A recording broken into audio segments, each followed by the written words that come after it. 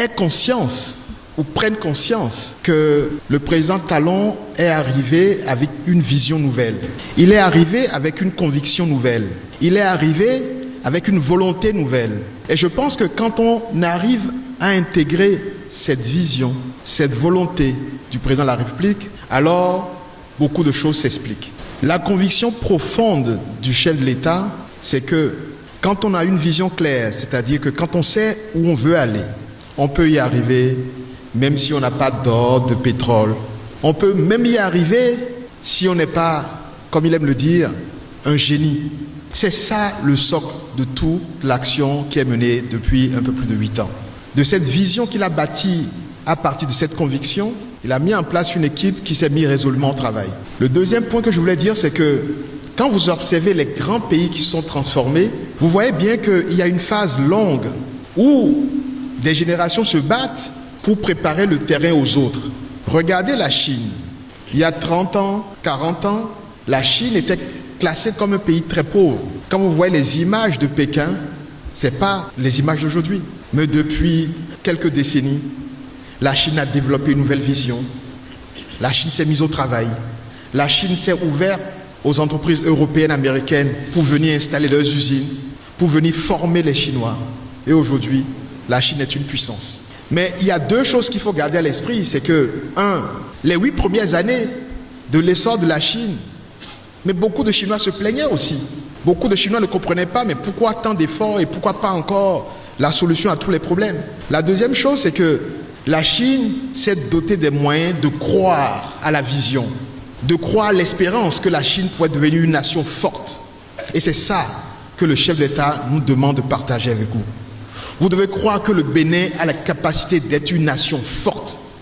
Vous devez croire que le Bénin a les moyens, les ressources nécessaires pour être un pays respecté durablement. Vous devez croire que par nos efforts individuels et collectifs, nous pouvons vaincre la fatalité. Et quand on a compris ça, on peut alors espérer que ce qui se passe dans d'autres communes qui ne sont pas encore arrivées à Bopa devrait venir invariablement, indiscutablement ici. Il y a 2 grands piliers pour la création de richesse dans notre économie, selon la vision développée dans le PAG. Premier pilier, l'agriculture. Mais une agriculture moderne.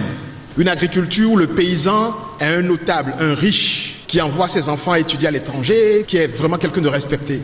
Une agriculture qui produit assez de richesse et pour le Bénin, mais aussi pour les pays voisins et l'international. Une agriculture qui produit assez de quantité pour que des industries s'installent pour transformer ces produits. Et ce premier pilier qui est l'agriculture, pour faire de l'agriculteur béninois un citoyen riche, nous avons lancé toutes les réformes avec la création de ce qu'on appelle les ATDA. Nous avons scindé le pays en zones pour spécialiser un peu les zones en termes de production. Nous avons lancé la mécanisation pour que le travail de l'agriculteur soit moins difficile. On a maintenant les moyens de permettre aux agriculteurs d'aller avec des tracteurs. Sonama est là pour accompagner. Et Bopa aussi est une commune agricole également. Donc on veut que les producteurs de Bopa puissent bénéficier de cet élan, de cet accompagnement, de cette politique de mécanisation et de toutes les politiques que nous avons dans le secteur agricole. Vous savez, pour améliorer la production agricole, il faut bien aménager les terres avec une bonne maîtrise de l'eau. C'est tout le sens de la société d'aménagement hydro-agricole que nous avons créée. Quand on a aménagé les terres, quand on a les équipements pour maîtriser l'eau, après il faut les tracteurs pour pouvoir travailler sur plusieurs surfaces sans trop de difficultés. On a créé la Sonama qui permet d'avoir des équipements subventionnés à plus de 50% pour que les paysans puissent travailler plus de superficie et que le travail agricole soit moins difficile. Mais quand on a le terrain bien défriché, bien aménagé, on maîtrise l'eau, on a les tracteurs pour faire les travaux, il faut également maintenant les bonnes semences. Nous sommes rentrés du Brésil il y a quelques jours avec le chef de l'État. On a pu voir que le paysan brésilien arrive à faire plus de 10 tonnes de maïs à l'hectare. Nous continuons à faire 2 tonnes ici à l'hectare pour ceux qui font les meilleurs rendements.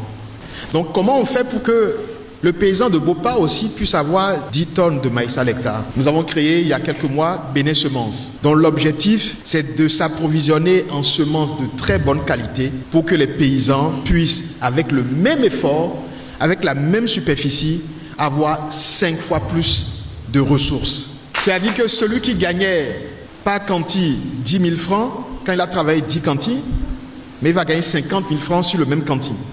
C'est ça, l'apport de Bénin Semences. J'insiste sur ce point parce que l'une des difficultés que nous avons avec la cherté de la vie, avec la cherté du prix du maïs, c'est parce que quelque part, une bonne partie de la production est partie hors du pays et le peu qui reste coûte plus cher. Mais si, avec le même effort, nous avons 5 fois plus de production, vous voyez que le maïs serait abordable pour tout le monde. Donc vous voyez, le premier pilier de notre économie, le premier pilier de création de richesse, qui est l'agriculture, Bopa en bénéficie. Tous les segments de l'agriculture que je viens de nommer, Bopa en bénéficiera. Le deuxième pilier de création de richesse de notre économie, c'est le tourisme. Et là encore, je suis très heureux de dire, Bopa fait partie des étapes du circuit touristique du Bénin. Dès qu'on rentre à Poso-Tomé, on voit un paysage splendide. Bopa bénéficiera, comme Ouida, Grand Popo, Atiémé, d'infrastructures capables d'accueillir nos touristes qui viendront découvrir nos régions. Quand on a compris que les deux piliers de création de richesse, que sont l'agriculture d'une part, le tourisme d'autre part, Bopa bénéficie de ces deux atouts. On peut être calme, on peut être serein, on peut être tranquille. Bopa va continuer à bénéficier d'infrastructures. Bopa va continuer à se développer parce qu'on ne peut pas faire venir des étrangers dans notre commune sans qu'il y ait un hôpital de bon niveau pour les soigner s'il y a un problème. On ne peut pas aujourd'hui faire venir des touristes à Bopa s'il n'y a pas l'électricité partout, l'eau potable et l'Internet.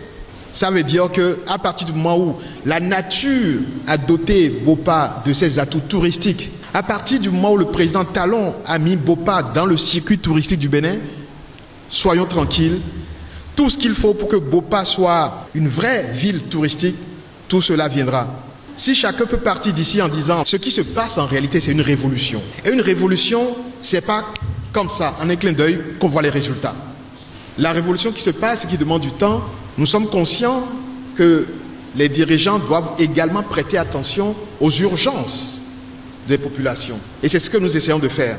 Pendant que tous les investissements structurels viennent progressivement, nous sommes là, comme aujourd'hui, pour vous écouter, pour qu'on donne plus de moyens à répondre aux urgences des populations. Comme on dit, il faut être vivant pour voir demain. Nous sommes conscients qu'il y a des urgences. Nous faisons l'effort, nous allons continuer à faire davantage d'efforts pour soulager au mieux les peines urgentes de nos populations en attendant que le grand mieux vienne progressivement. Partez en ayant la conviction que Bopa est sur la bonne voie, en ayant la conviction que Bopa est une priorité pour le président Talon, en ayant la conviction que beaucoup de choses sont en cours pour Bopa, en plus de ce qui a été fait. Prions Dieu que cette vision se réalise vraiment très rapidement. Je vous remercie.